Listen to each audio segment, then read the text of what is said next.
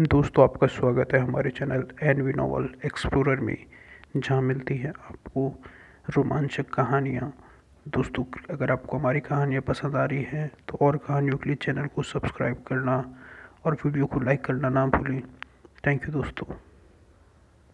1.5 साल बाद, महीनों पहले अपने पिता से मिली जबरदस्त पिटाई के बाद विसेंट ने काफी समय बिना किसी परेशानी के बिताया था। साथ ही 1 साल से भी ज्यादा समय तक उसे अपने दोस्तों और सहकर्मियों के साथ मौज मस्ती करने का कोई समय नहीं मिला था। जब भी पिता घर पर या अकादमी में पढ़ाई नहीं कर रहे होते थे तो वह उनके साथ जाता था। इस वजह से उसने अपने पिता के पेशे के बारे में बहुत कुछ सीखा, बातचीत के कुछ कौशल हासिल किए और इस समाज की अर्थव्यवस्था को थोड़ा और समझा। पोलरिस क्षेत्र में 3 प्रकार के सिक्के थे: सोना, चांदी और कांसा, जिनका इस्तेमाल आमतौर पर हर तरह के व्यवसाय में रोजाना होता था। एक सोने के सिक्के की कीमत 100 चांदी के बराबर होती थी, जो बदले में 10,000 कांसे के बराबर होती थी। पोलरिस क्षेत्र में ये खनिज इसी अनुपात में मिलते थे, इसलिए इनका मूल्य भी उतना ही था। हालांकि अन्य वस्तुओं का भी सिक्कों के रूप में इस्तेमाल किया जा सकता था, लेकिन उनकी दुर्लभता के कारण उनका प्रचलन कम था। इनमें रत्न, उच्च मूल्य वर्धित संसाधन और सबसे महत्वपूर्ण, जादुई पत्थर शामिल थे।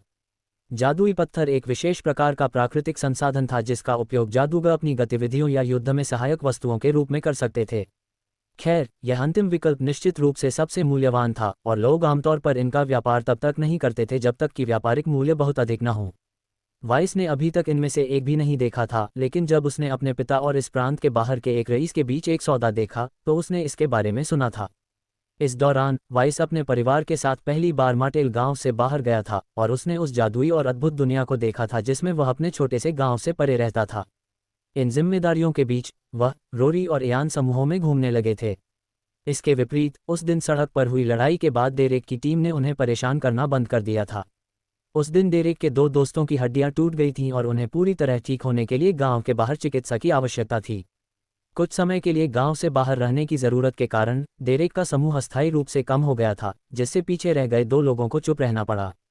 जब तक वाइस और रोरी से घायल दोनों लोग वापस लौटे, तब तक इयान के साथ उन दोनों का समूह फिर से एकजुट हो चुका था और उन तीनों को उन चारों से ज्यादा मजबूत माना जा सकता था। आखिरकार कुछ महीने पहले वाइस और रोरी का समूह कक्षा 5 में पहुंच गया, जबकि डेरेक का समूह अकादमी से स्नातक हो चुका था। इस वजह से उन्होंने तब से एक दूसरे को नहीं देखा और फिलहाल पिछली बात को पीछे छोड़ दिया था। इयान को अभी भी रोरी की मां के बारे में सच्चाई नहीं पता थी, लेकिन वह जवाब भी नहीं ढूंढ रहा था।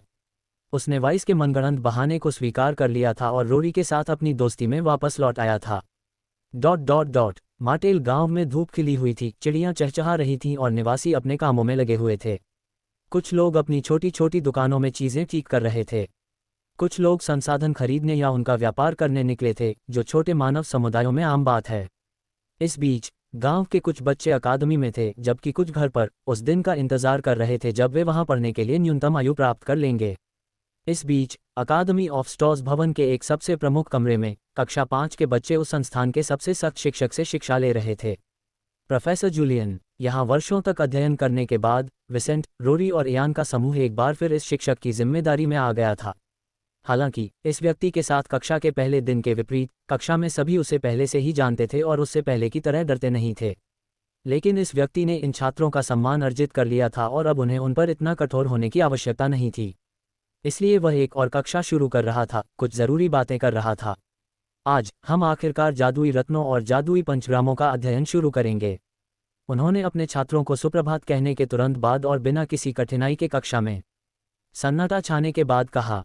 उन्होंने अपने सबसे अच्छे छात्र की ओर देखा और पूछा, विसेंट, क्या तुम मुझे बता सकते हो कि जादुई रत्न क्या होते हैं? विसेंट अपनी सीट से उठा और जोर से बोला, जादुई रत्न अद्भुत वस्तुएं हैं जो परिपक्व होने पर जादुई शरीरों से जुड़ जाते हैं। जानवर, मनुष्य और अन्य जादुई प्राणी जागृति समारोह के माध्यम से परिपक्वता प्राप्त करने पर जादुई रत्नों से जुड़ सकते हैं। किसी दिए गए प्राणी से जुड़ने वाला जादुई रत्न उसकी विशेषताओं के साथ सबसे अधिक संगत होता है, इसलिए प्रत्येक रत्न के अलग अलग गुण और प्रत्येक जादूगर पर अलग अलग प्रभाव होने की उम्मीद की जाती है। जादुई प्राणी के जादुई रत्न से जुड़ने के बाद उनकी जादुई क्षमताएं बहुत बढ़ जाती हैं। इस बिंदु से वे अपनी प्राकृतिक जादुई क्षमताओं से कहीं आगे के स्तर पर मंत्रों का जाप कर सकते हैं या अपनी जन्मजात विशेषताओं का उपयोग कर सकते हैं। जागृति से हम अपने अनुभवों को उनमें संग्रहित कर सकते हैं और उनका उपयोग नए मंत्र बनाने के लिए कर सकते हैं जो स्वतः ही उनमें समाहित हो जाते हैं। इसके बाद वे मंत्र सक्रियण, विकास और अन्य कार्यों में हमारी सहायता कर सकते हैं। अगर मुझे संक्षेप में बताना हो कि जादूगरों के लिए जादुई रत्न कितने महत्वपूर्ण हैं, तो मैं कहूँगा कि वे उतने ही आवश्यक हैं जितने कि जादू का इस्तेमाल न कर पाने वाले मनुष्यों में दिमाग जादूगरों के लिए भी महत्वपूर्ण थे, लेकिन जादुई रत्न उनकी उसी तरह मदद करते थे जैसे दिमाग सामान्य मनुष्यों के लिए करता था। सीधे शब्दों में कहें तो जैसे अच्छे दिमाग के बिना कोई प्राणी अपनी बुद्धि विकसित नहीं कर सकता, वैसे ही जादुई रत्न के बिना कोई जादुई प्राणी जादुई भाषा का इस्तेमाल नहीं कर सकता। मणि के बिना एक जादुई प्राणी पृथ्वी पर उस इंसान की तरह था जो पढ़ने, बोलने, लिखने या उससे जुड़ी किसी भी चीज़ का इस्तेमाल करने की क्षमता से रहित था। इस तरह जीना ठीक था, लेकिन ऐसा व्यक्ति स्वाभाविक रूप से हाशिए पर चला जाता और समय के साथ उसकी वंशावली मिट जाती। प्रोफेसर ने हाँ में सिर हिलाया और कहा, विसेंट ने जो कहा वह सही है। जादुई रत्न ऐसे तंत्र हैं जो हमें जादुई भाषा को ज़्यादा आसानी से समझने और उसके ज़रिए अपनी विशेषताओं और जुड़ावों का बेहतर इस्तेमाल करने में मदद करते हैं। जादुई पेंटाग्राम के बारे में क्या? उसने कमरे में इधर उधर देखा, जब तक कि उसकी नज़र अपनी दूसरी सबसे अच्छी छात्रा टेसा एस्पर पर नहीं पड़ी। टेसा, क्या तुम मुझे बता सकती हो कि जादुई पेंटाग्राम क्या होते हैं? वह शर्मिंदा होकर दूर देखने लगी, क्योंकि उसे समझ नहीं आ रहा था कि ये सब क्या होता है। हमने अभी तक इसे सीखा नहीं है, प्रोफेसर। लेकिन क्या तुमने कभी इसके बारे में सोचा नहीं? मुझे यकीन है कि तुमने अपने माता पिता और रिश्तेदारों पर जादुई पेंटाग्राम देखे होंगे। उसने जोर देकर कहा, ये जानते हुए कि इन छात्रों को इसके बारे में अच्छी तरह से पता होना चाहिए। इयान ने अपना एक हाथ उठाया और कुछ ही देर बाद उसे बोलने की इजाज़त मिल गई।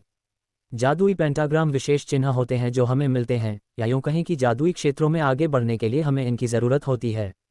ये हमें एक ऐसी क्षमता दे सकते हैं जो हमारी विशेषताओं के अनुकूल हो। इयान गलत नहीं है, लेकिन बस इतना ही नहीं है, प्रोफेसर जूलियन ने कमरे में घूमते हुए कहा, और ब्लैकबोर्ड पर चित्र उभर आए।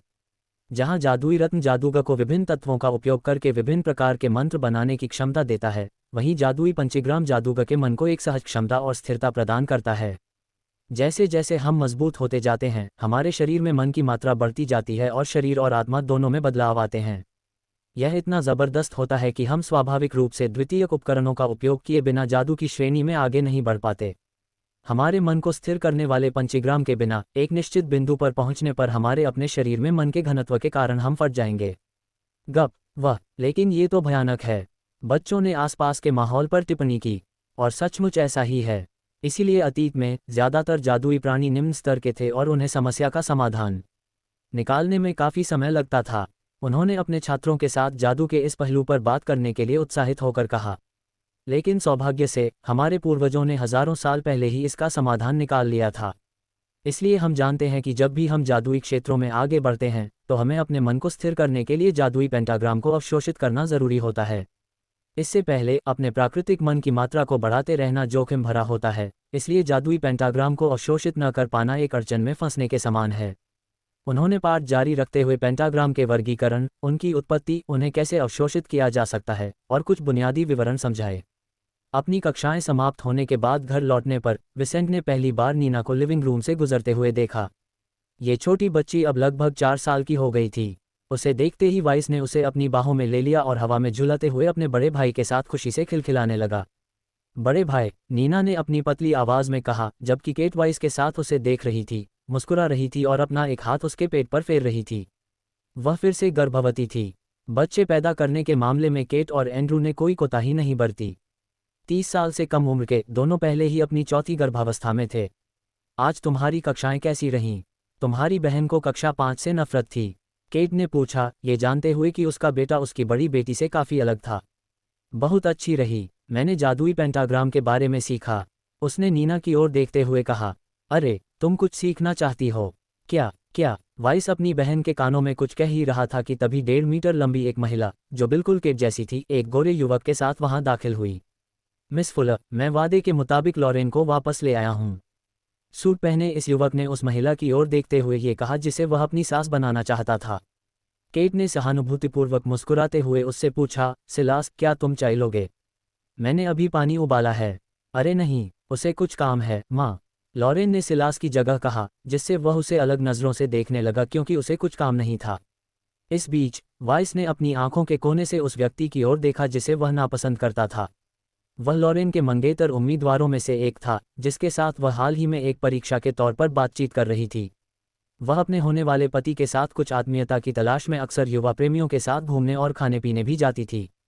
उसके पास कोई विकल्प नहीं था कि वह किससे शादी करे, लेकिन वह उन सभी से बातचीत कर सकती थी, बशर्ते वह सिर्फ बातचीत ही क्यों न हो। बिल्कुल, सिलास ने कड़वी मुस्कान के साथ कहा। मैं अब अलविदा कहता हूँ। उसके जाने के बाद सिर्फ नीना ही शोर मचाती रही, जबकि परिवार के तीनों सदस्य एक दूसरे को देखते रहे। मुझे उन सभी से नफरत है, लॉरेन ने मुट्ठियां भींचते हुए कहा, और उसके चेहरे के भाव तुरंत बदल गए। मुझे इन घटिया आदमियों के लिए तैयारी क्यों करनी पड़ रही है? ये सब बिगड़ैल हैं। लॉरेन, शायद तुम जल्दबाजी कर रही हो। जब केट अपनी सबसे बड़ी बेटी से बात करने की कोशिश कर रही थी, तभी एंड्रू के एक आदमी ने दरवाज़ा खटखटाया और कहा, युवा वाइस, बॉस प्राइस फॉर्म के गोदाम में तुम्हारा इंतजार कर रहे हैं। ये सुनकर वाइस अपनी बहन को उनकी माँ के पास छोड़कर चला गया, ये जानते हुए कि उसे अपने बुजुर्ग पिता के साथ जाना है। बाद में मिलते हैं, माँ, नीना, लॉरेन। एक बड़े गोदाम में पहुंचकर, जहां कई गाड़ियां खड़ी थीं, वाइस की नज़र अपने पिता पर पड़ी, जो उन्हें लादने वाले कई आदमियों के बगल में खड़े थे। वह उनके पास आया और कुछ नहीं बोला, अपने पिता को देखने के लिए तैयार, जैसा कि वह पिछले कुछ महीनों से कर रहे थे। आमतौर पर वाइस ज़्यादातर समय चुपचाप अपने पिता को देखता रहता था, और जब भी उसे कोई असामान्य चीज़ दिखाई देती थी या जिसके बारे में उसके पिता ने उसे अभी तक नहीं बताया था या उसके सवालों का जवाब नहीं दिया था, तो वह सवाल पूछता था। एंड्रू चाहता था कि उसका बेटा उससे भी बेहतर बातचीत करने वाला हो, इसलिए उसने वाइस के साथ कोई नरमी नहीं बरती, ठीक वैसे ही जैसे उसे सिखाने वाले ने भी उसके साथ नरमी नहीं बरती थी।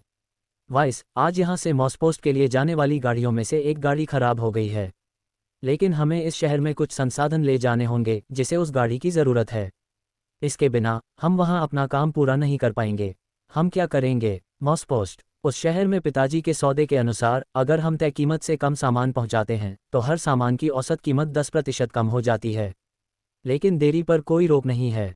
मैं आज कुछ भी नहीं भेजूंगा और सभी लोगों को उस वैगन को ठीक करने में लगा दूंगा ताकि कल सूर्योदय तक उसे पहुंचाया जा सके। उसने अपने पिता के सवाल का जवाब पिछले कुछ महीनों में सीखी बातों से देते हुए कहा। क्या होगा अगर वे देरी की वजह से डिलीवरी में बाधा डालने की कोशिश करें? एंड्रू ने अपने बेटे की तरफ देखे बिना पूछा।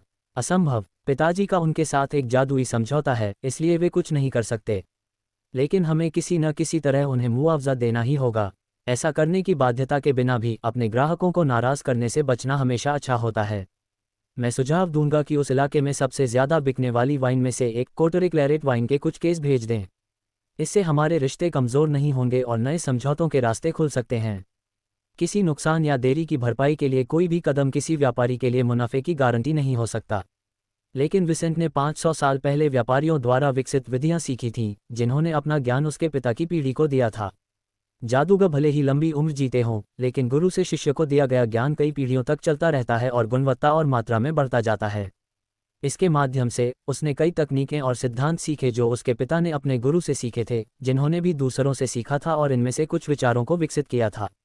अपने बेटे का जवाब सुनकर एंड्रू खुश हुआ और अपने आदमियों की ओर देखा, यह इशारा करते हुए कि वे वाइस के कहे अनुसार ही करेंगे। बहुत अच्छा, वाइस, तुम मेरी कुछ जिम्मेदारियां भी संभाल सकते हो। तुम्हारे जागने से पहले। उसने चुपचाप अपने बेटे को देखा और होठों पर धनुष सा बना लिया। 14 साल की उम्र में मेरे पास तुम्हें सिखाने के लिए कुछ नहीं बचेगा। उसके बाद अगर मुझे कुछ हो गया तो तुम मेरा व्यवसाय संभाल सकते हो। तुम्हारी बहनों को तुम में एक सुरक्षित आश्रय मिलेगा। ओह पिता, क्या बात है? क्या मैंने कुछ गलत कहा? विसेंट को एहसास हुआ कि उसके पिता उसे देख रहे थे और संदेह में थे। नहीं, तुम एकदम सही थे। अपनी पढ़ाई में लगे रहो। मेरे जैसा ज्ञान होने से तुम पहले से ही औसत से ऊपर हो जाओगे। मैं भी इस समाज में एक प्रासंगिक स्थान पाने से बहुत दूर हूँ। अगर तुम असली जादूगरों को प्रभावित करना चाहते हो तो तुम्हें अपने इस ज्ञान को बहुत आगे बढ़ाना होगा। एंड्रू ने कहा, ये सोचकर कि उसके बेटे में कोई बड़ी जादुई प्रतिभा नहीं होगी जिसके लिए उसे बहुत प्रभावशाली होना पड़ेगा। मैं तुम्हारी बहनों की शादी में तुम्हारा प्रभाव बढ़ाने की कोशिश करूंगा, लेकिन सिर्फ इससे बहुत कुछ हासिल नहीं होगा।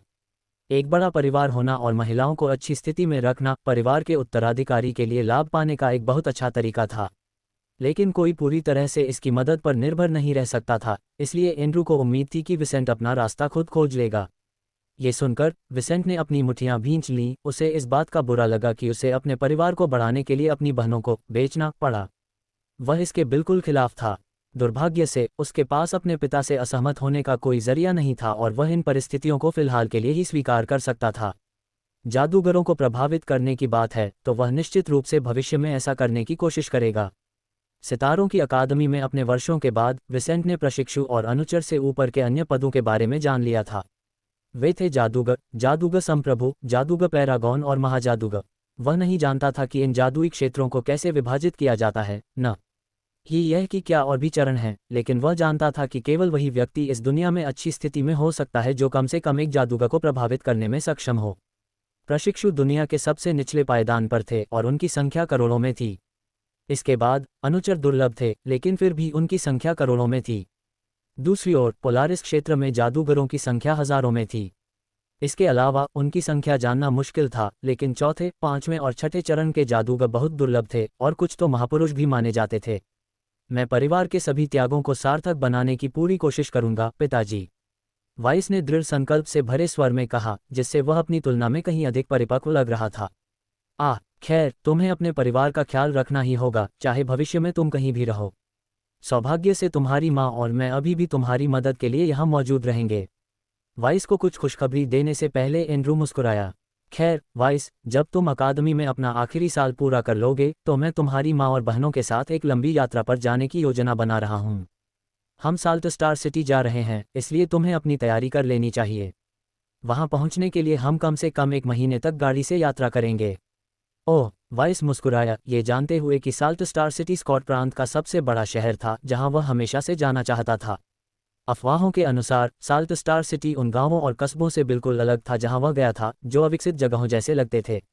उसने जो सुना था उसके अनुसार इस शहर में 2 लाख से ज्यादा निवासी थे। ये पूरे सीडेल साम्राज्य के सबसे बड़े शहरों में से एक था। कुछ महीने जल्दी ही बीत गए। इस दौरान विंसेंट को आखिरकार अपनी आज़ादी वापस मिल गई थी और अकादमी के बाद अपने दोस्तों के साथ मौज मस्ती करने के लिए उसे कुछ और समय मिल गया था। लेकिन इस दौरान जो कुछ भी हुआ था वह कम से कम इतना तो था ही। सितारों की अकादमी में सालों पढ़ाई करने के बाद वाइस, रोरी और इयान आखिरकार स्कूल के अपने आखिरी दिन पर पहुंच गए थे। वाइस, रोरी, अब से तुम क्या करोगे? मेरे माता पिता मुझे साल्ट स्टार सिटी की शाही अकादमी में दाखिला दिलाने की कोशिश कर रहे हैं। इयान ने मुस्कुराते हुए अपने दोस्तों से कहा। वह अपने 10वें जन्मदिन का बेसब्री से इंतजार कर रहा था और उस शहर जाने वाला था। वाइस और रोरी इयान के साथ कंधे से कंधा मिलाकर चल रहे थे, दोनों की पीठ पर बैग थे। वे सभी काफी बड़े हो गए थे और धीरे धीरे किशोरावस्था की ओर बढ़ रहे थे, शारीरिक परिपक्वता का एक ऐसा दौर जो इस दुनिया के इंसानों में 10 से 14 साल की उम्र के बीच होता है। 14 साल की उम्र में न सिर्फ उनकी जादुई क्षमताएं जागृत हो रही थीं, बल्कि ये इंसान वयस्क भी हो रहे थे और स्थानीय मानकों के अनुसार उन्हें वयस्क माना जाता था। यानी लगभग 10 साल की उम्र में उनकी लंबाई लगभग 1.4 से 1.5 मीटर और वजन 35 से 45 किलोग्राम हो चुका था। उनके शरीर पर जगह जगह बाल उगने लगे थे और उनकी आवाज़ धीरे धीरे गहरी होती जा रही थी। उनमें से हर एक किसी न किसी चीज़ में ज़्यादा निपुण था। खास तौर पर विसेंट की आवाज़ सबसे ज़्यादा प्रभावशाली थी। फिर उसने कहा, मुझे उम्मीद है कि मैं तुम्हें भी वहां देखूंगा। मेरा साल्ट स्टार सिटी रॉयल अकादमी में जाने का कोई इरादा नहीं है, लेकिन मेरे पिताजी को वहां काम है जिसकी वजह से मेरा परिवार कुछ महीनों के लिए वहां रहेगा। हम 1 हफ्ते में यात्रा पर जाएंगे, इसलिए मैं कुछ समय के लिए मार्टेल गांव से दूर रहूंगा। रोरी ने यह सुना, लेकिन उसे इस बात का दुख नहीं हुआ कि उसके दोस्त कुछ समय के लिए इस गांव से दूर रहेंगे। मैं तुम्हारा इंतजार करूंगा। फिलहाल मेरी कोई योजना नहीं है। मैं बस वाइस के अपने परिवार में शामिल होने का इंतजार करूंगा। रोरी ने अपने सबसे अच्छे दोस्त की बातों पर पूरा भरोसा जताते हुए कहा। विंसेंट ने इयान और रोरी को पहले ही अपना परिवार शुरू करने और अपनी जिंदगी जीने के सपने के बारे में बता दिया था। इयान को इस परिवार में शामिल होने में कोई दिलचस्पी नहीं थी, क्योंकि वह एक दिन सीडेल मैजिक कॉलेज में दाखिला लेना चाहता था और राज्य में अपनी जगह बनाना चाहता था। शायद किसी बड़े कुलीन परिवार में या फिर कुलीन पदवी भी हासिल करना चाहता था। लेकिन रोरी की सोच अलग थी। डेरेक और उसके गिरोह के चंगुल से छूटने के बाद उसने विसेंट से बहुत कुछ सीखा था और किसी और रुचि के बिना उसने माफिया नाम की इस संस्था में शामिल होने का फैसला किया था। वह जानता था कि उन्हें कानून से बाहर रहना होगा, लेकिन अपने नियमों का पालन करने और समाज की छाया में रहने के विचार ने उसे मोहित कर लिया। एक कमीने की तरह उसे एक सार्वजनिक हस्ती बनने में कोई दिलचस्पी नहीं थी, किसी कुलीन व्यक्ति का सेवक बनने की तो बात ही छोड़ दीजिए। मुझे ज़्यादा से ज़्यादा 6 महीने में लौट आना चाहिए। वाइस ने एक बार फिर रोरी से यही कहा और वापस आते ही माफिया की तर्ज पर अपना परिवार शुरू करने की योजना बना रहा था। फिलहाल उसने अपने रिश्तेदारों को ऐसी कोई बात न बताने की योजना बनाई थी और सिर्फ रोरी को अपने साथ रखने की योजना बनाई थी। जब तक वह बड़ा नहीं हो जाता और उसे ज़्यादा आज़ादी नहीं मिल जाती, तब तक वह ऐसे ही चलता रहेगा। लेकिन एक बार जब उसने अपने पिता के व्यवसाय का कुछ हिस्सा संभाला और अपने परिवार का घर छोड़ दिया, तो उसके मन में बड़ी योजनाएं थीं। रोरी को ये बात इयान से ज़्यादा पता थी और उसने वाइस की तरफ सिर हिलाकर इशारा किया कि वह इसके लिए उत्सुक है। मुझे उम्मीद है कि तुम लोग इसमें कामयाब होगे, इयान ने उनसे कहा। किसी भी तरह मुझे तुम्हारी याद आएगी। तीनों सालों से अच्छे दोस्त थे और हाल के सालों में शायद ही कभी एक दूसरे से मिले बिना कुछ दिन से ज़्यादा रहे हों। लेकिन अब दोनों अपने अपने रास्ते जाएंगे। ऐसा क्यों? तुम्हारा परिवार तो भविष्य में भी गांव में ही रहेगा, है ना? मैंने सुना है कि साल्ट स्टार सिटी रॉयल अकादमी में साल में 2 छुट्टियां होती हैं। तो चलो, साल में कम से कम एक छुट्टी पर यहाँ फिर मिलते हैं। विसेंट ने कहा, हम शिकार पर जा सकते हैं, या यूं कहें कि शराब पीने। तीनों में से किसी ने भी कभी शराब नहीं पी थी, लेकिन नासमझ बच्चों की तरह जिन्होंने अपने थोड़े बड़े परिवार के सदस्यों और परिचितों को ऐसा करते देखा था, उनमें से कुछ को इसमें दिलचस्पी थी। तीनों इस बारे में सोचते हुए हंस पड़े और इस बात पर सहमत हुए कि वे कुछ महीनों में ऐसा कर सकते हैं। अकादमी के गेट के पास पहुंचने के बाद तीनों ने एक दूसरे को देखा और अपने समूह के खास हाथ मिलाकर अलविदा कहा। कुछ महीनों में मिलते हैं, कुछ महीनों में मिलते हैं। ये कहते हुए वे अपने घरों की ओर भाग गए, जबकि कक्षा 5 के बाकी छात्र धीरे धीरे समूहों में अकादमी से बाहर निकल गए। वे संख्या में कम थे, इसलिए शोर मचाने के लिए कोई बड़ी भीड़ नहीं थी या अकादमी से निकल रहे युवाओं में कोई और नहीं था। विसेंट को अपने घर की ओर दौड़ते देखकर प्रोफेसर जूलियन चतुराई से स्नातक समारोह मना रहे युवाओं के बीच चले गए और उस लड़के के पास पहुंचे जो जल्द ही पूर्व छात्र बनने वाला था। विसेंट, जरा रुको, उन्होंने हवा की तरह तेजी से अपने लक्ष्य के पास पहुंचते हुए कहा। विसेंट ने पीछे मुड़कर देखा और रुक गया क्योंकि उसने अपने शिक्षक को एक बार फिर जादू का प्रयोग करते देखा। लेकिन जूलियन और कई अन्य लोग अपने शरीर में मौजूद मन के साथ लगभग लगातार जो करते थे, वह कोई तकनीक या मंत्र नहीं था। ज़्यादातर जादूगर अपनी क्षमताओं का इस्तेमाल सरल चीज़ें जैसे घूमना फिरना, कुछ नया आसानी से सीखना, अपने शरीर के गुणों में सुधार करना वगैरह मन का इस्तेमाल करने के अनगिनत तरीके थे, और जादूगर इस विशेषता का इस्तेमाल हमेशा अपनी ज़िंदगी आसान बनाने के लिए करते थे। क्या बात है, प्रोफेसर, अब आपको मुझे ऐसा कहने की ज़रूरत नहीं है। अकादमी के दरवाजे से गुजरते ही आप मेरे छात्र नहीं रहे। जूलियन ने विसेंट के एक कंधे पर थपथपाते हुए और नीचे झुकते हुए कहा। खैर, मैंने इस वजह से तुम्हारा ध्यान नहीं खींचा। लो, ये लो, यह एक तोहफा है जो मैं तुम्हें दे रहा हूँ। उसने अपना एक हाथ खोला और विसेंट को दिखाया। ये सुनकर वाइस ने भौहें चढ़ाईं और जूलियन के हाथ में जो था उसे घूरने लगा। यह एक चांदी का हार था जिस पर काले अर्धचंद्र का निशान था। प्रोफेसर, ये लो, मैं चाहता हूँ कि तुम इसे ले लो, जूलियन ने गंभीर स्वर में कहा। मुझे ये चीज़ अपनी जवानी में प्रांत में घूमते हुए मिली थी। मुझे हमेशा लगता था कि इसका कोई मूल्य है, लेकिन मैंने इसे कभी बेचा नहीं और न ही यह पता लगाया कि इसकी कोई वैधता है या नहीं। आखिरकार मैं इतना कमज़ोर हो गया था कि पता लगाने की कोशिश ही नहीं कर पाया।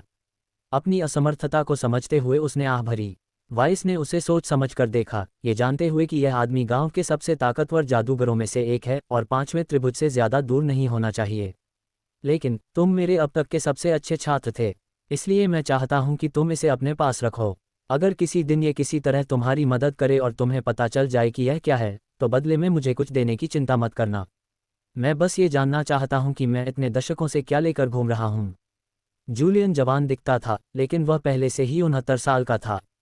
जादूगर अपनी जवानी को लंबा कर सकते थे, इसलिए इस आदमी से भी ज़्यादा उम्र के लोगों को अपने चरम पर होने के समय की तरह दिखने वाले संरक्षित रूप में देखना आम बात थी। विसेंट ने ये सुना और उसे इसे पाने में दिलचस्पी हुई। उस हार को उठाते ही उसे तुरंत एक अजीब सा एहसास हुआ। उसने मुट्ठियां भींच लीं और उसे स्वीकार कर लिया।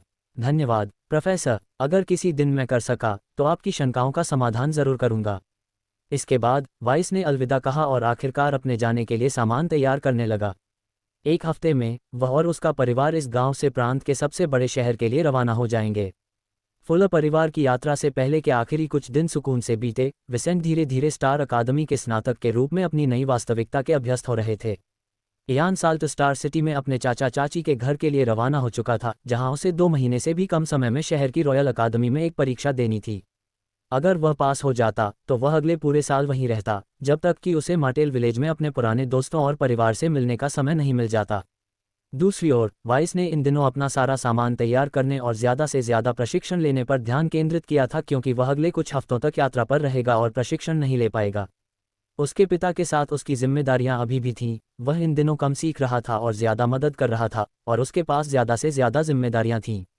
तो उसके लिए समय उड़ गया और आखिरकार इस नए दिन की सुबह वह और उसका परिवार एक ऐसी गाड़ी में गांव से निकल पड़े जो उन सभी के लिए पर्याप्त बड़ी थी। जब चिड़ियां चहचहा रही थीं और इस गांव की कच्ची गलियां अभी भी शांत थीं और कई निवासी अभी भी सो रहे थे, फुलर परिवार की गाड़ी के घोड़े उसे खींचने लगे।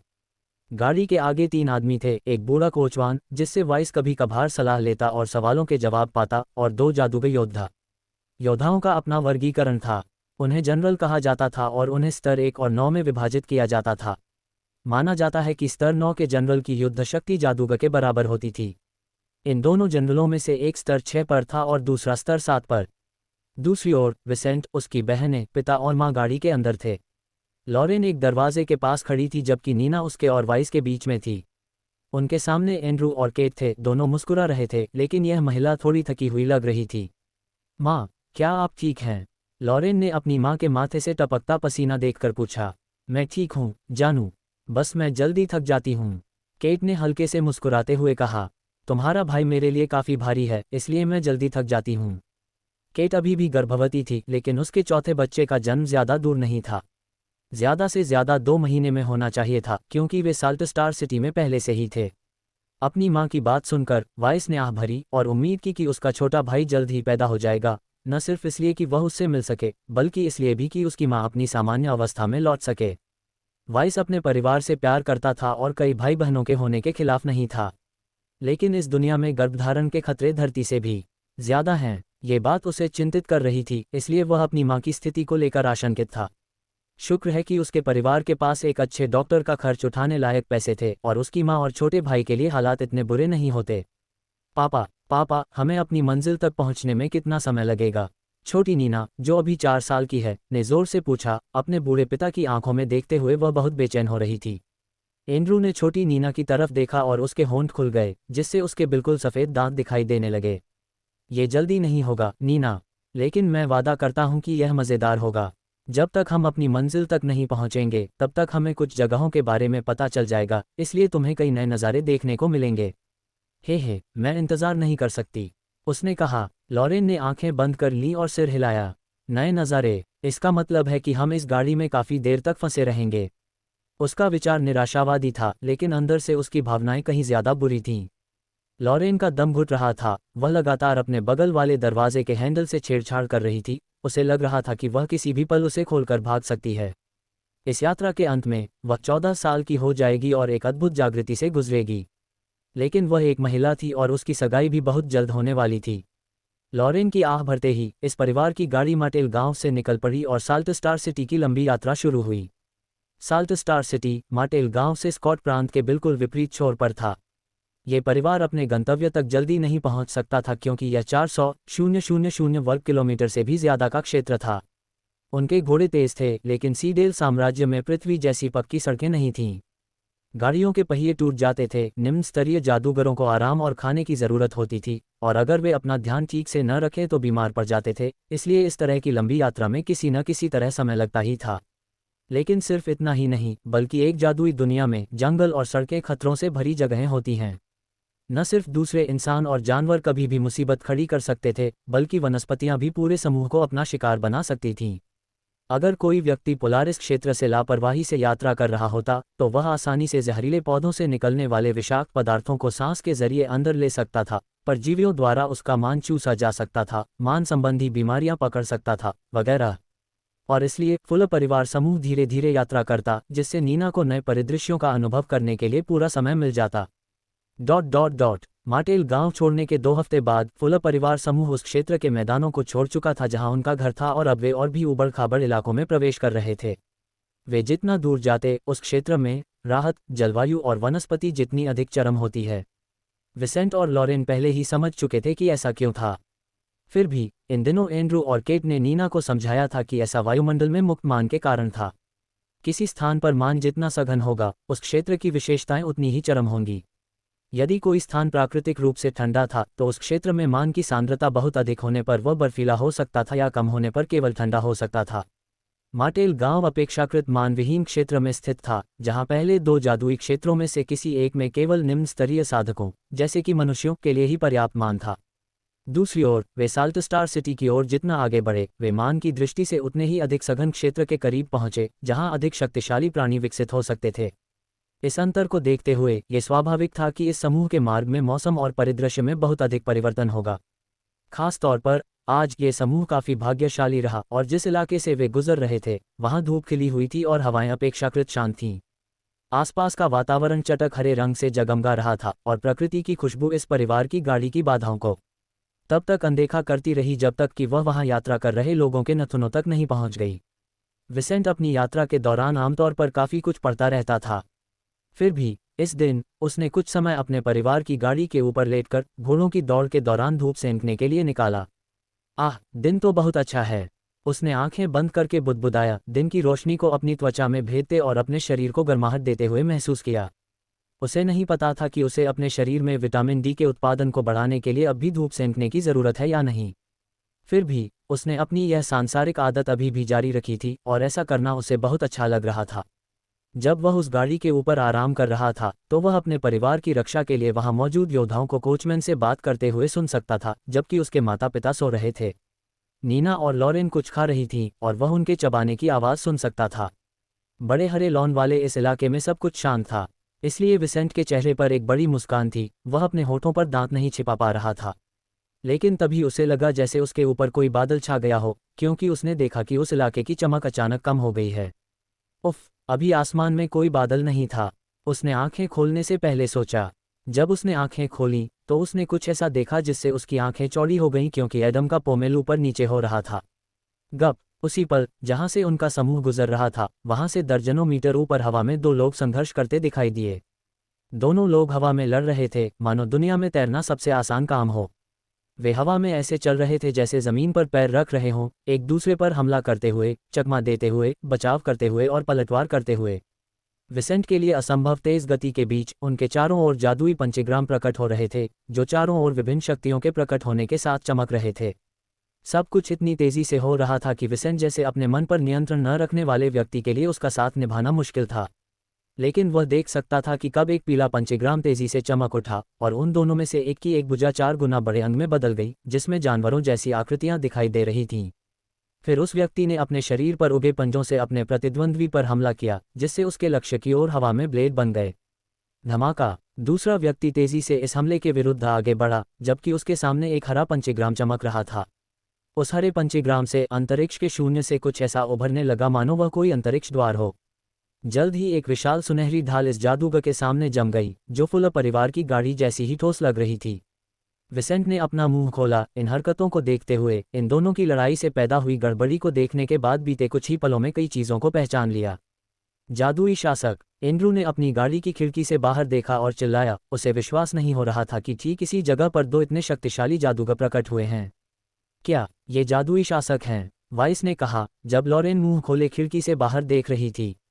जादुई शासक? कम से कम उस व्यक्ति के पास तो हरा जादुई पंचग्राम तो है ही। जादुई पंचग्रामों का अपना वर्गीकरण होता है। उनकी उत्पत्ति के अनुसार उनकी गुणवत्ता में भिन्नता थी, जो निम्न क्रम में सबसे खराब से लेकर सबसे अच्छे तक थी। लाल, नारंगी, पीला, हरा, नीला, नीला और बैंगनी। वाइस ने जो जादू सिद्धांत सीखा था उसके अनुसार लाल जादुई पंचग्राम प्रत्येक 10 प्राकृतिक जादुई प्राणियों में 1 के अनुपात में पाए जा सकते थे। दूसरे शब्दों में, उन्हें ढूंढना आसान था और उन्हें आत्मसात करना शुरुआती जादूगरों के लिए भी मुश्किल नहीं होना चाहिए था। नारंगी पंचग्राम 1 से 200 के अनुपात में, पीले पंचग्राम 1 से 4000 के अनुपात में, हरे पंचग्राम 1 से 80,000 के अनुपात में, नीले पंचग्राम 1 से 1600,000 के अनुपात में, नीले पंचग्राम 1 से 32,000 के अनुपात में और बैंगनी पंचग्राम 1 से 640,000 के अनुपात में पाए जा सकते थे। लेकिन वाइस जानता था कि यह रिकॉर्ड इस जादुई सभ्यता द्वारा सूचीबद्ध जानकारी पर आधारित था। व्यवहार में ऐसे पेंटाग्राम ढूंढना ज़्यादा मुश्किल या आसान हो सकता है। ये सिर्फ एक संभावना थी, इसलिए एक ही जगह पर या तो संसाधन या जगहें हो सकती थीं जो बैंगनी जादुई पेंटाग्राम उत्पन्न कर सकती थीं, या फिर बिल्कुल भी नहीं। उस आदमी को हरे जादुई पेंटाग्राम के साथ देखकर उसने एक बेहद विशेषाधिकार प्राप्त और भाग्यशाली व्यक्ति को देखा, जो इस दुनिया के उन गिने चुने लोगों में से एक था जिसके पास इतना ऊंचा दर्जा था। क्या मैं भी ऐसा बन पाऊंगा? उसने सोचा, जैसे ही उसने उस क्षण तक की लड़ाई को चमकती आंखों से देखा। वाइस की नज़दीकी निगाहों के बीच उसके पिता ने अपनी गाड़ी के आगे खड़े आदमियों को चिल्लाकर कहा, जल्दी करो, हमें जितनी जल्दी हो सके यहाँ से निकालो। 2 संप्रभुओं की लड़ाई के पास रहना हमारे लिए बहुत खतरनाक है, उसने उत्तेजित स्वर में कहा और उसके पसीने छूट गए। शुरुआती आश्चर्य के बाद उसका तर्कशक्ति जाग उठा और उसने वह आदेश दिया जो उसे देना चाहिए था। जब कोचवान अपना काम कर रहा था, आसमान में लड़ रहे दोनों आदमी आपस में बातें कर रहे थे। आज तेरा अंत होगा, बुड्ढे। जिसके पास बेहतर पेंटाग्राम थे उसने कहा। उसका एक और पेंटाग्राम चमक उठा, इस बार एक पीला पेंटाग्राम दिखा रहा था। मलिक, इतना भरोसा मत करो। मेरे पास पेंटाग्राम का आदर्श सेट नहीं है, इसलिए मैं तुम्हारी जाति का पूरी तरह सफाया कर सकता हूँ। उस आदमी के पैरों पर एक और पीला पेंटाग्राम चमक रहा था, जबकि उसके माथे पर लगा जादुई रत्न लगातार उसके पेंटाग्राम की ओर उसकी मनःशक्ति को निखार रहा था। तभी अंतरिक्ष से एक विशालकाय पार्श्विक जीव का कंकाल प्रकट हुआ, जिसने पहले अपना एक पंजा दिखाया और फिर खुद को पूरी तरह से प्रकट किया। ये कंकाल धूसर चमक रहा था, जबकि उसकी आंखों की जगह दो पीली रोशनियां थीं। इससे एक घातक सनसनी फैल रही थी और मीलों दूर तक फैले किसी भी जीव के रोंगटे खड़े हो जाते थे जब वह अपने चेहरे की हड्डियां हिलाता और किसी भी क्षण चीखता।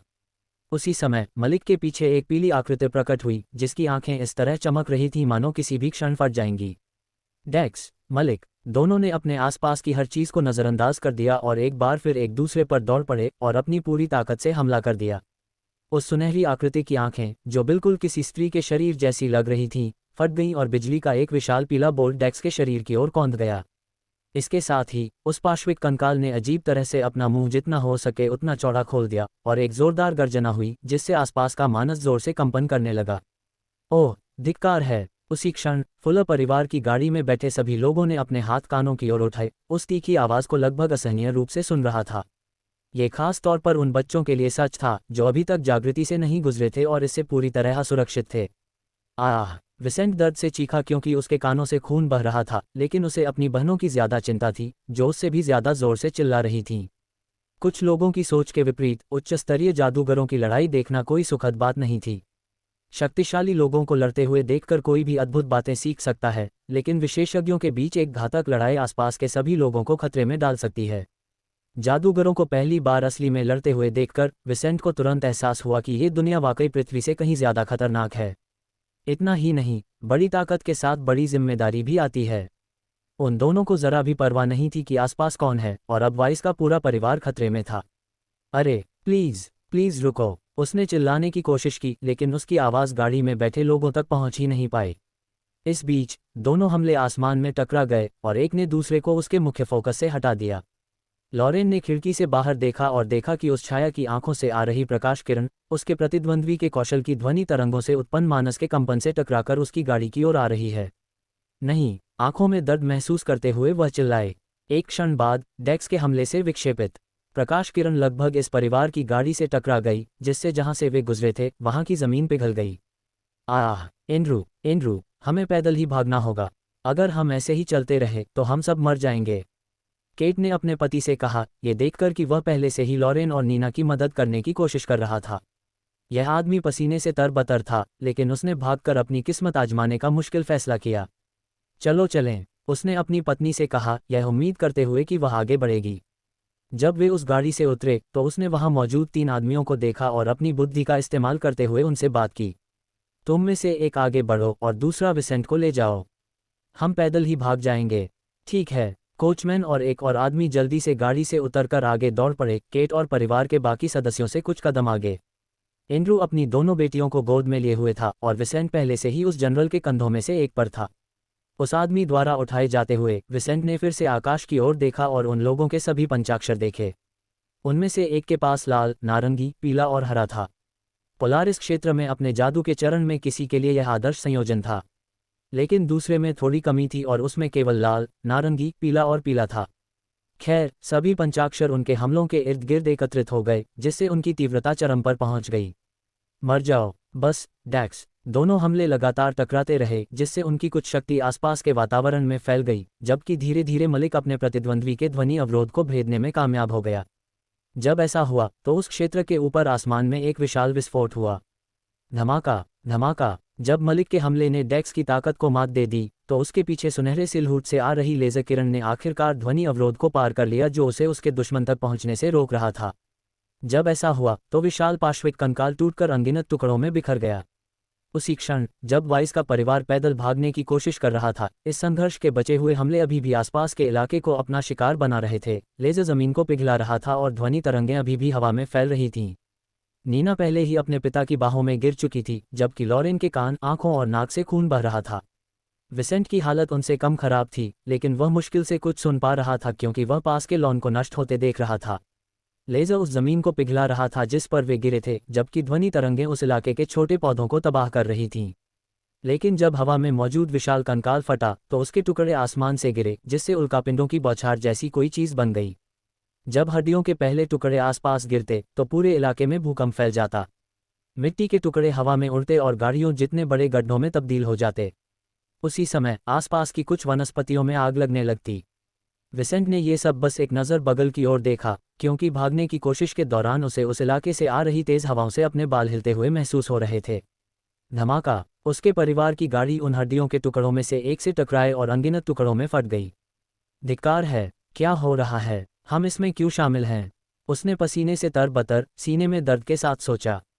धमाका! हड्डी का एक और टुकड़ा उसके परिवार के साथ जहां से वह गुजर रहा था, उसके पास गिरा और वे सब तुरंत दिशा बदल ली।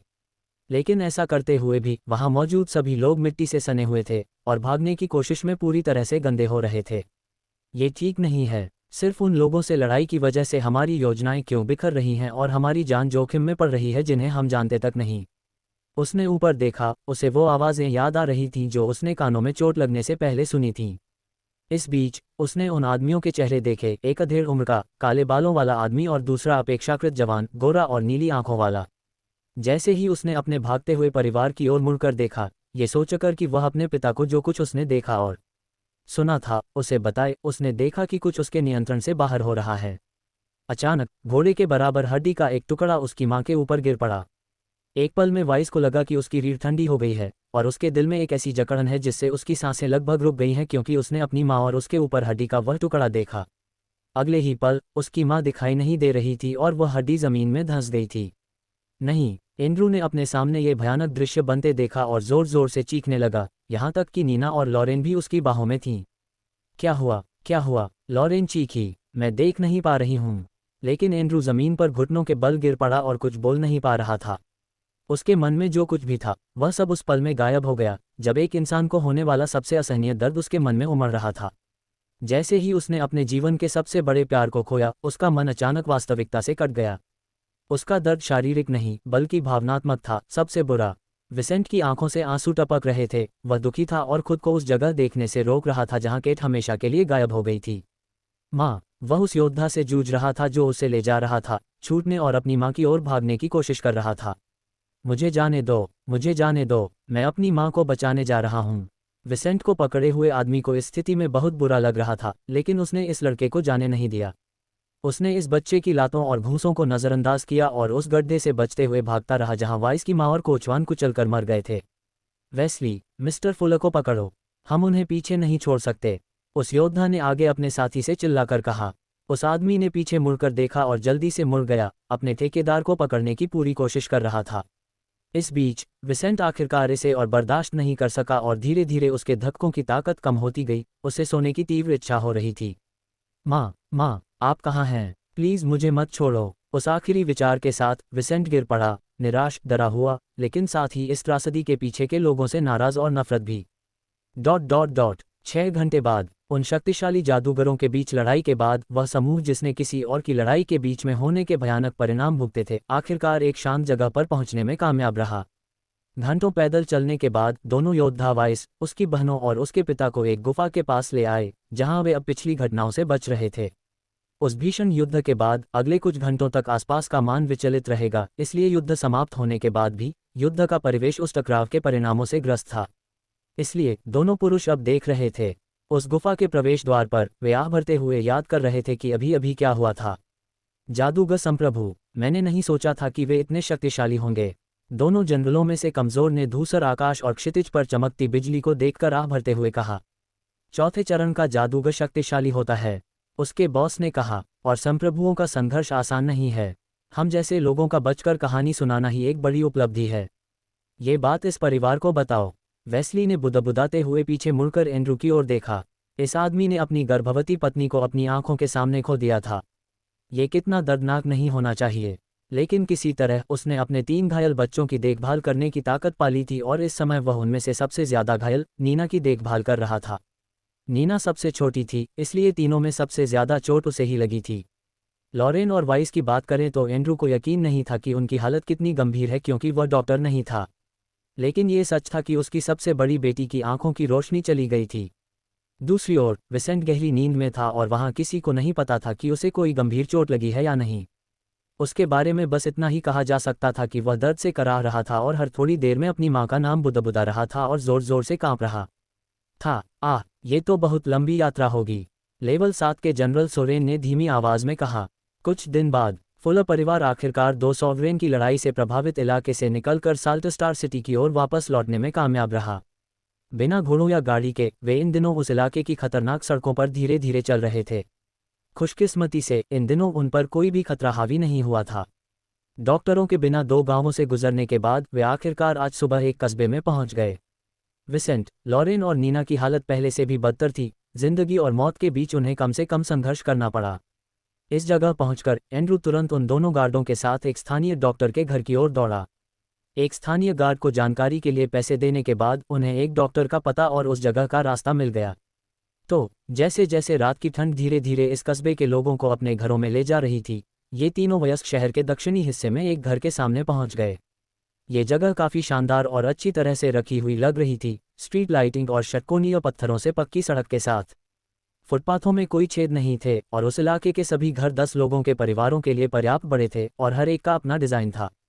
ये बताना मुश्किल नहीं था कि यह अमीर या कुलीन लोगों का इलाका था।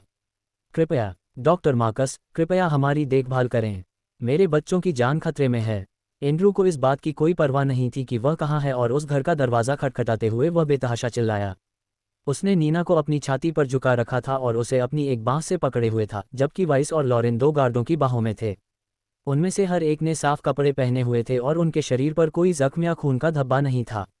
सफाई करना और खून बहना रोकना ऐसा काम था जो मन को नियंत्रित करने की क्षमता रखने वाला कोई भी कर सकता था।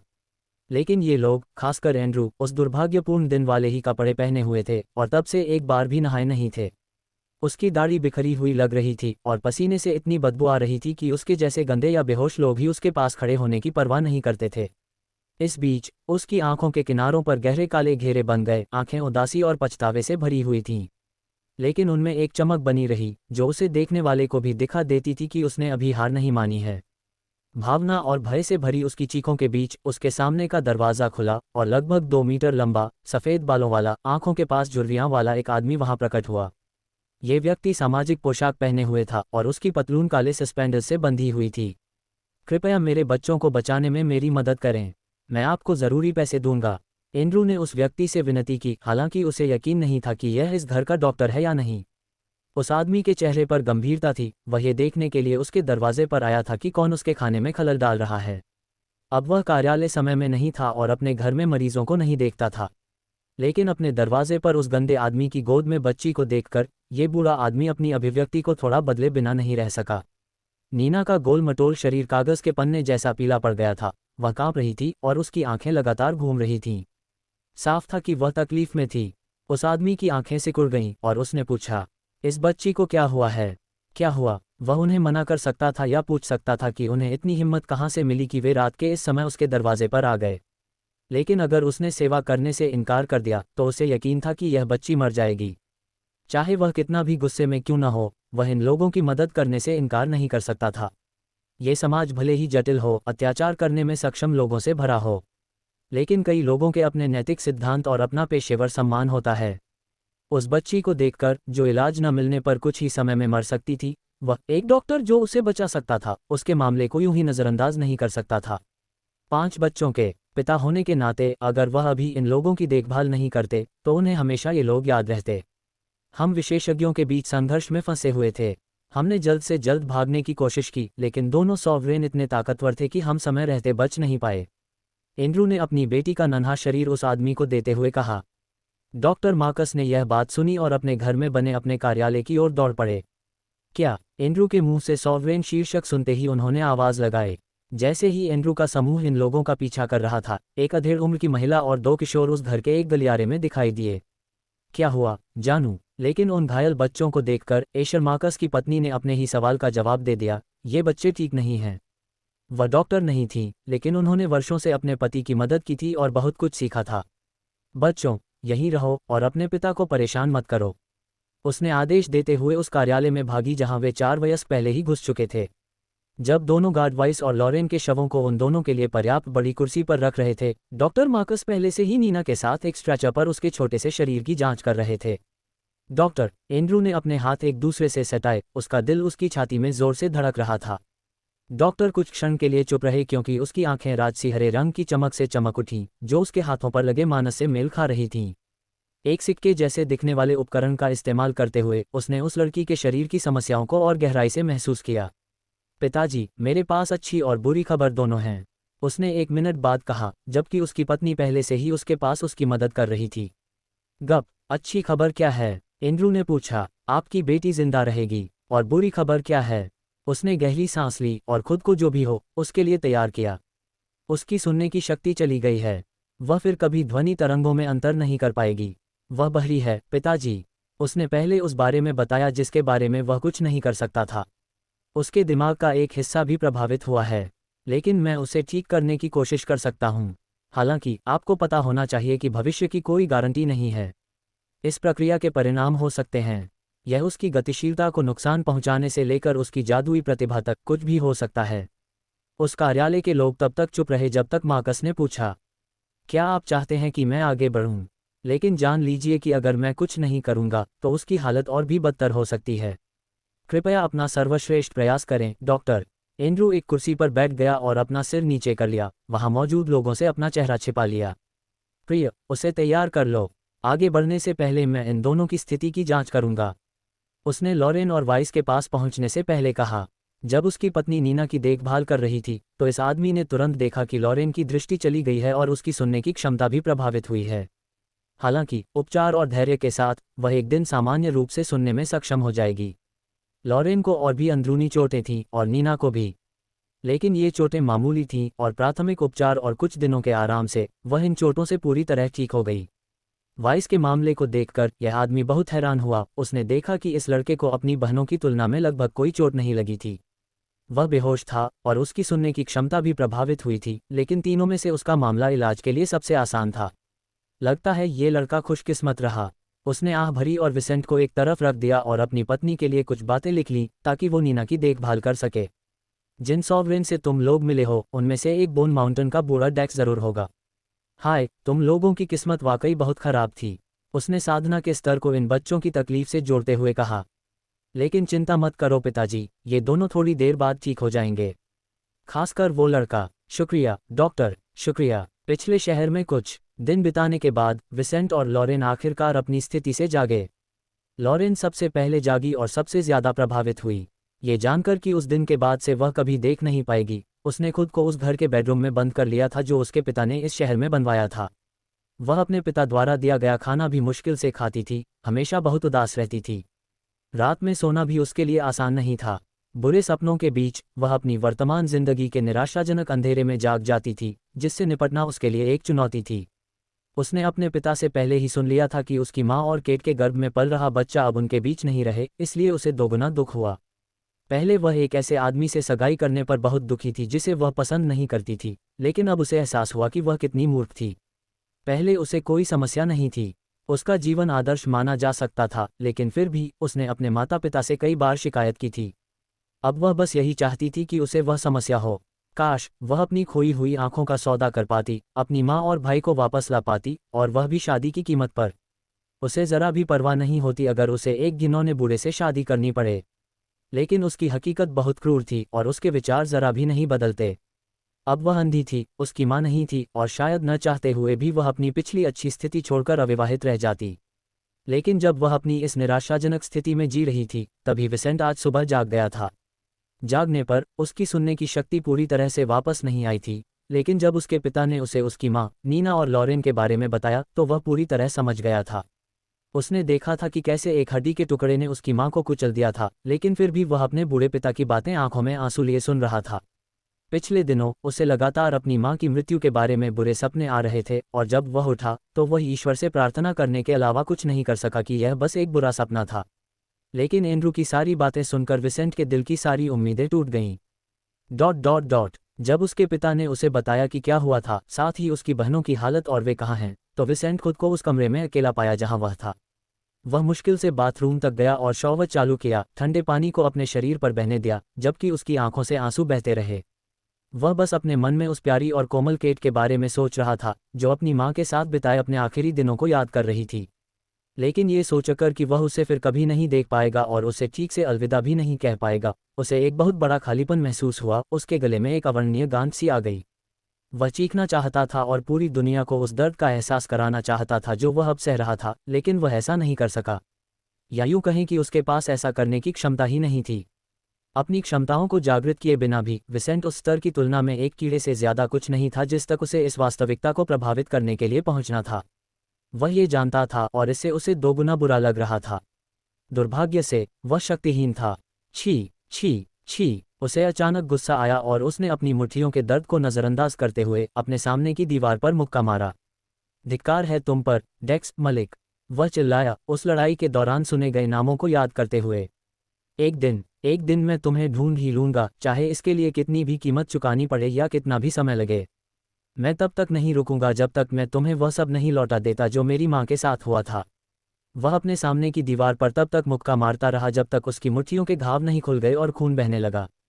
जब उसने अपने हाथों से गहरे लाल रंग की बूंदें टपकती देखीं, तो विसेंट रुक गया और उन्हें देखने लगा। उसके शरीर में एक अनोखी अनुभूति हुई।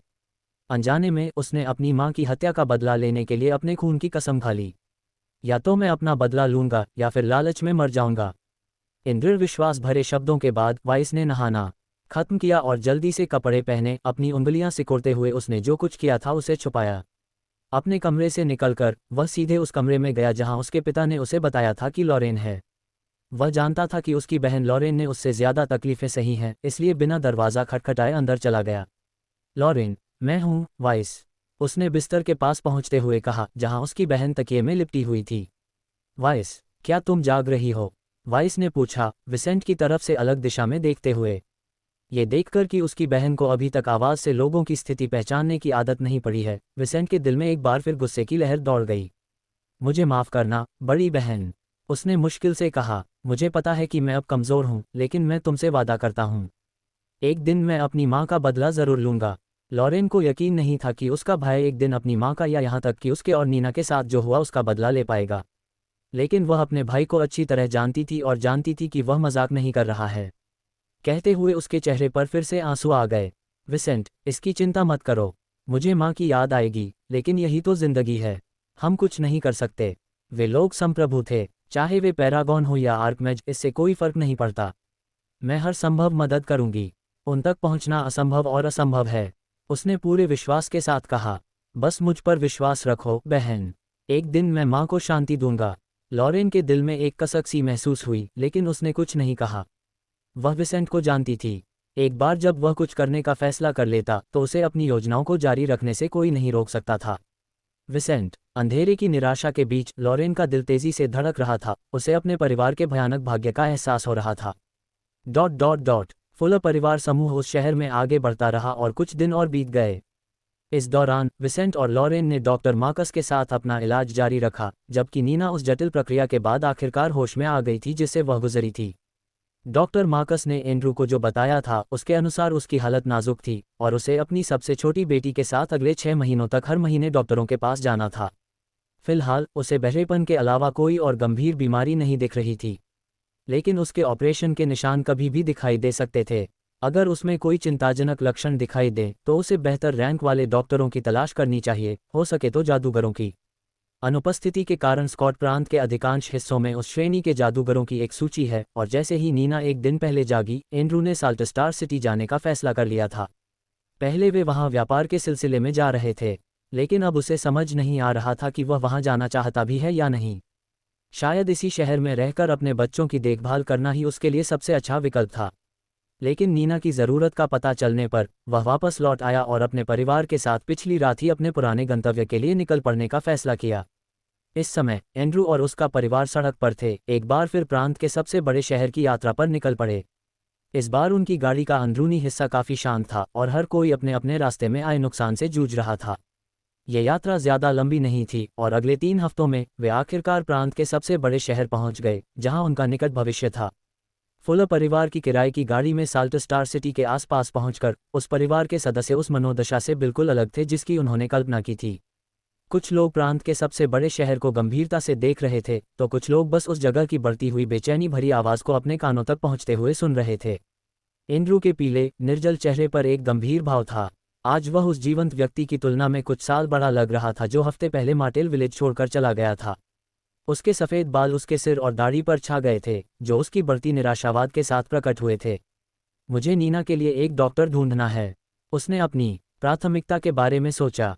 इस आदमी के कंधों पर समस्याओं का एक पूरा संसार था, लेकिन उसने उन्हें अनदेखा कर दिया जब तक कि उसने अपनी सबसे बड़ी चिंता, अपनी सबसे छोटी बेटी की जिंदगी का समाधान नहीं कर लिया। विसेंट शारीरिक रूप से ठीक थी और लॉरेन, चाहे उसकी दृष्टि कितनी भी कम हो गई हो, अंततः बड़ी दुर्घटनाओं के बिना रह पाएगी। सिर्फ नीना को ही कुछ पक्का नहीं था। एंड्रू उसके बारे में सोच रहा था, तभी यह छोटी बच्ची अपने पिता की गोद में दूर शहर को देख रही थी और उनकी गाड़ी पहाड़ी से नीचे उतरते हुए उस जगह का ज्यादातर हिस्सा देख रही थी।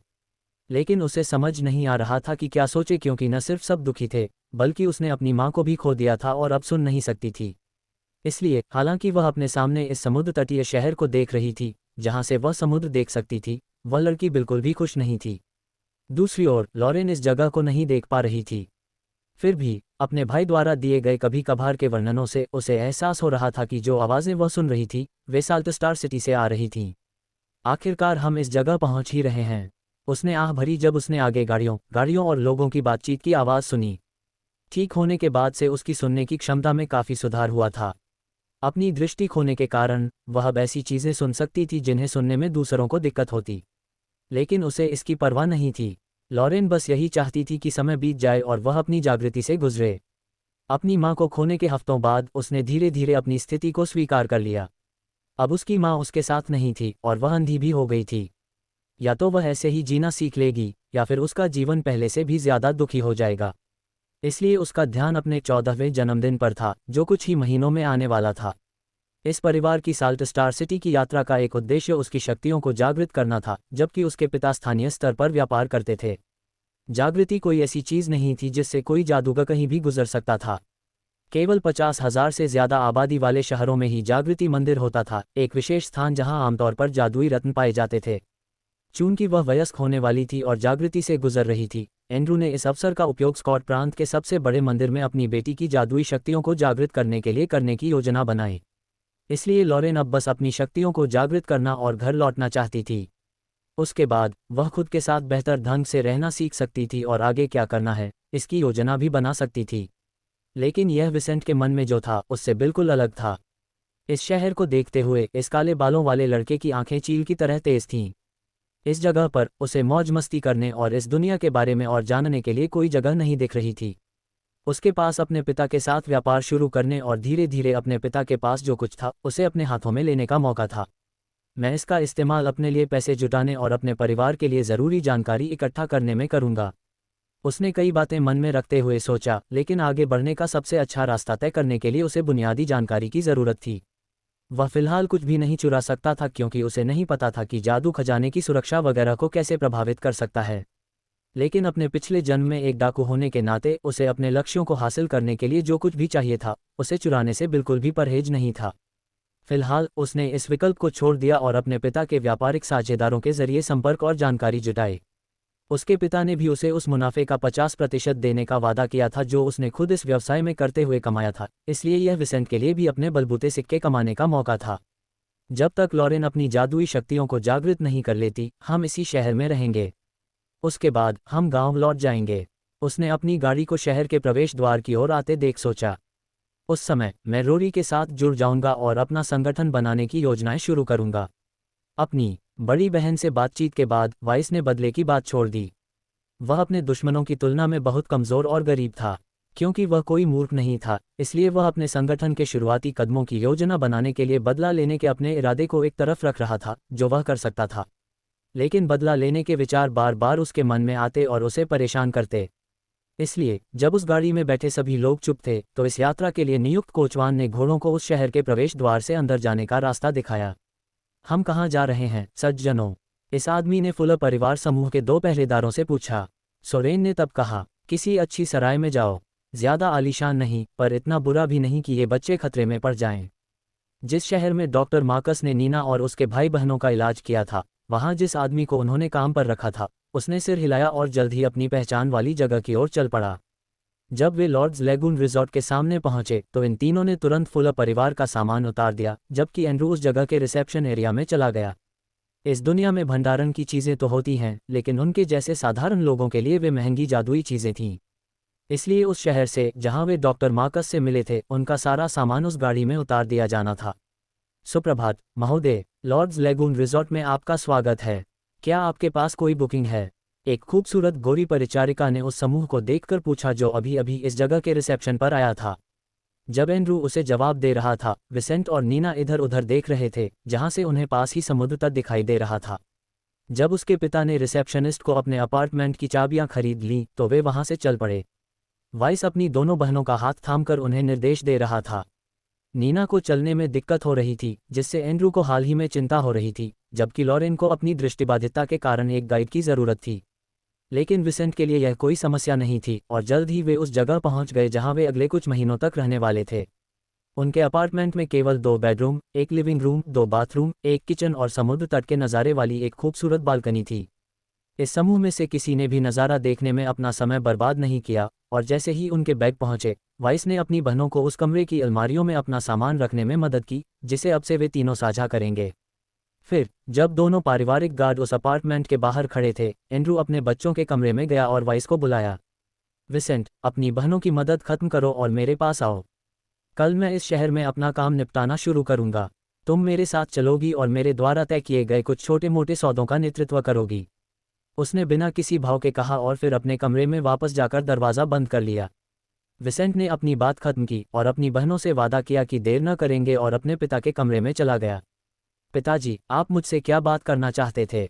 उसने अंदर आते ही पूछा। उसने अपने पिता को एक कुर्सी पर बैठे देखा, उनके एक हाथ में पे का गिलास और मुंह में एक बड़ा सिगार था। अगले 3 दिनों तक विसेंट और एंड्रू साल्टस्टार सिटी में ऐसे स्थानीय संपर्कों की तलाश में घूमते रहे जिनसे वे व्यापार कर सकें। एंड्रू के कुछ परिचितों ने पहले ही दूसरों के साथ सौदे कर लिए थे क्योंकि उसे यहाँ पहुँचने में हफ्तों की देरी हो गई थी। लेकिन इस शहर में उसके पास अभी भी ऐसे मौके थे कि वह अपनी योजनाओं को पूरी तरह से विफल न करे। उन दिनों दोनों जिन बैठकों में गए थे, उसके बाद वे 2 स्थानीय व्यापारियों से बातचीत करने में कामयाब रहे और अगले कुछ दिनों में उनसे फिर बात करेंगे। एंड्रू के पास अभी भी स्थानीय स्तर पर मिलने के लिए कुछ नाम थे, लेकिन छोटी जगहों पर वह जो कुछ भी कर सकता था, उसके विपरीत उसके जैसे किसी व्यक्ति को जो कुछ भी करना था, उसकी योजना इस शहर में बनानी पड़ती थी। स्थानीय व्यापार का स्तर उसकी आदत से कहीं ज्यादा था और एक छोटे शहर के रूप में इस आदमी को उस समय का इंतजार करना पड़ा जब उसके संपर्क उसे स्वीकार कर सकें। फिलहाल तो वह इनमें से कुछ संपर्कों को ढूंढने में कामयाब हो गया था, लेकिन बाकियों से वह अगले कुछ दिनों में ही मिल पाएगा, जब वह इन लोगों से अपनी मुलाकात कर पाएगा। लेकिन यह उसके या विंसेंट के लिए कोई समस्या नहीं थी। व्यापारी होने के नाते वे ऐसे लोग थे जो जानते थे कि एक बुरा दिन उन्हें गिराने के लिए काफ़ी नहीं है और उनमें कोशिश करते रहने का धैर्य था। इन शुरुआती बातचीतों के दौरान एंड्रू नीना की देखभाल के लिए एक तीसरे दर्जे के डॉक्टर की तलाश कर रहा था। इस दुनिया में पेशेवरों का कोई वर्गीकरण नहीं है। डॉक्टरों या किसी भी अन्य पेशेवर को उनके जादू के स्तर के अनुसार वर्गीकृत किया जाता था। लेकिन भले ही यह सर्वश्रेष्ठ पेशेवर का दर्जा देने के लिए पर्याप्त न हो, लेकिन सामान्य तौर पर यह पर्याप्त था क्योंकि साधना और पंचग्रामों की संख्या जितनी ज़्यादा होगी, व्यक्ति का कौशल उतना ही बेहतर होगा। इसलिए भले ही कोई डॉक्टर पर्याप्त समझ रखता हो जो केवल दूसरे दर्जे का जादूगर होने के बावजूद नीना की देखभाल कर सके, एंड्रू का ध्यान ज़्यादा शक्तिशाली जादूगरों पर था। वह इतना अमीर नहीं था कि ऐसे जादूगरों को लगातार नौकरी पर रख सके। फिर भी एक विशेष सेवा के लिए उसके पास ऐसा करने के लिए पर्याप्त साधन थे, और इसलिए उसने और विसेंट ने आज दोपहर नीना के लिए एक डॉक्टर से अपॉइंटमेंट ले लिया था।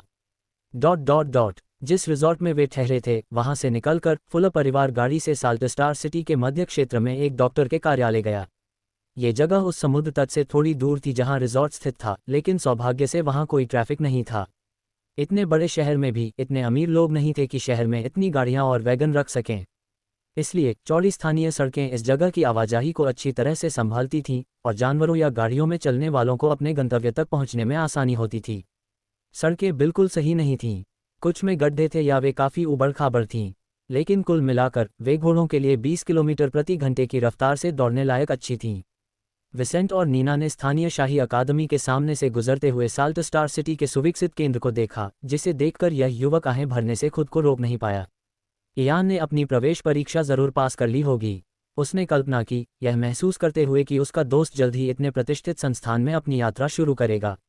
लेकिन हालांकि वह जानता था कि इयान को स्थानीय स्तर पर कहाँ ढूंढना है, विसेंट का ऐसा करने का कोई इरादा नहीं था। उसे अकेला छोड़ देना ही बेहतर है। उसने नकारात्मक रूप से अपना सिर हिलाया और क्षण भर के लिए अपनी आंखें बंद कर लीं। मुझे इयान को अपने जीवन की उथल पुथल में लाने की ज़रूरत नहीं है। श्री फुलर, हम डॉक्टर मेयर के क्लिनिक पहुंच गए हैं।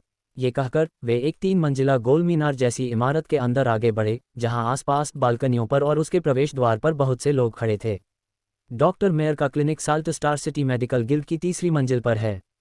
उनके गाइड ने कहा, यहाँ प्रांत के शीर्ष डॉक्टर अपनी योग्यताएं परख सकते हैं, संसाधन खरीद सकते हैं और अच्छे संपर्क बना सकते हैं। खैर, पूरे प्रांत में डॉक्टरों के लिए यही सबसे अच्छी जगह है। वाइस के समूह को इसमें कोई दिलचस्पी नहीं थी और उन्होंने इस जानकारी को अनदेखा कर दिया, जबकि वह आदमी खुशी खुशी अपने आसपास का माहौल बताता रहा।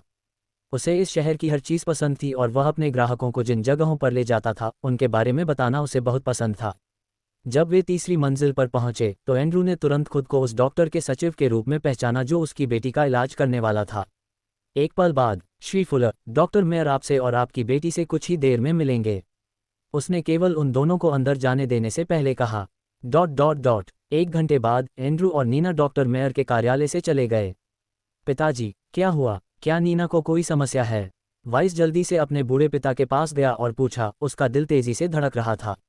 एंड्रू ने कुछ नहीं कहा, बस उन्हें गाड़ी में वापस जाने का इशारा किया, लेकिन उसके चेहरे का उदास भाव विसेंट से सच्चाई नहीं छिपा सका। एक समस्या है। उसने अपनी लार निगल ली, अपनी छोटी बहन को दर्द भरे दिल से देखते हुए। उसने अपने दांत आपस में भींच लिए और कुछ नहीं बोला। उसे एक बार फिर जिम्मेदार लोगों के नाम याद आ गए। डैक्स, मलिक। पिताजी, क्या हुआ? दोस्तों, अगर आपको हमारी वीडियो पसंद आई है तो और अधिक वीडियो के लिए हमारे चैनल को सब्सक्राइब करना ना भूलें। थैंक यू दोस्तों।